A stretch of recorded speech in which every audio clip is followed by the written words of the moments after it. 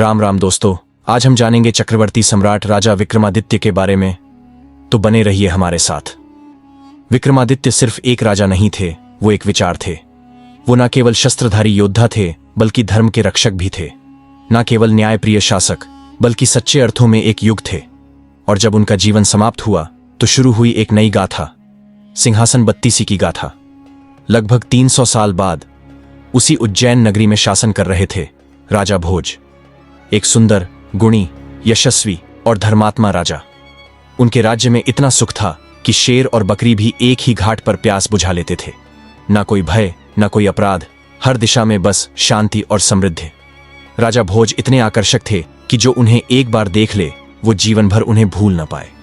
उनका दरबार इतना भव्य था कि स्वयं इंद्रदेव भी ईर्ष्या करते थे।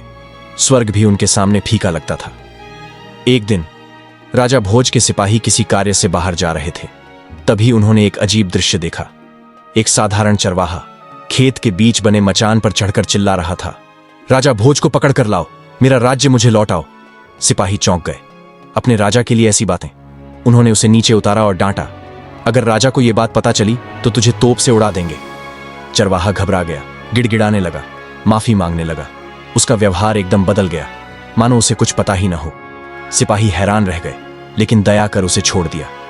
अगले दिन फिर सिपाही उधर से निकले। वही दृश्य फिर दोहराया गया। चरवाहा फिर मचान पर चढ़ा और फिर वही शब्द बोले, राजा भोज को पकड़ो, मेरा सिंहासन मुझे दो। अब सिपाहियों ने गांव वालों से पूछताछ की। पता चला वह खेत एक कुम्हारिन का है। जब भी वह वहां फसल बोती, हर जगह फसल लहलहाती थी, सिवाय उस एक टुकड़े के जहां वह मचान बना है। वहां कभी कुछ नहीं उगता, इसलिए उसने वहां मचान बनवाया ताकि उस पर बैठकर खेत की रखवाली हो सके। पर यह बात अजीब थी।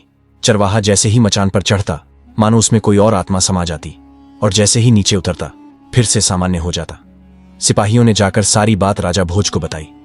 राजा भोज भी चकित रह गए। हमारे राज्य में तो सुख, शांति और न्याय है, फिर यह चरवाहा क्यों चिल्ला रहा है? और इस मचान में ऐसा क्या रहस्य है? उन्होंने ठान लिया, अब मैं खुद उस मचान पर चढ़ूंगा और जानूंगा इस रहस्य को। आगे की कथा के लिए बने रहिए सिंहासन बत्तीसी की रोमांचक कहानियों के साथ।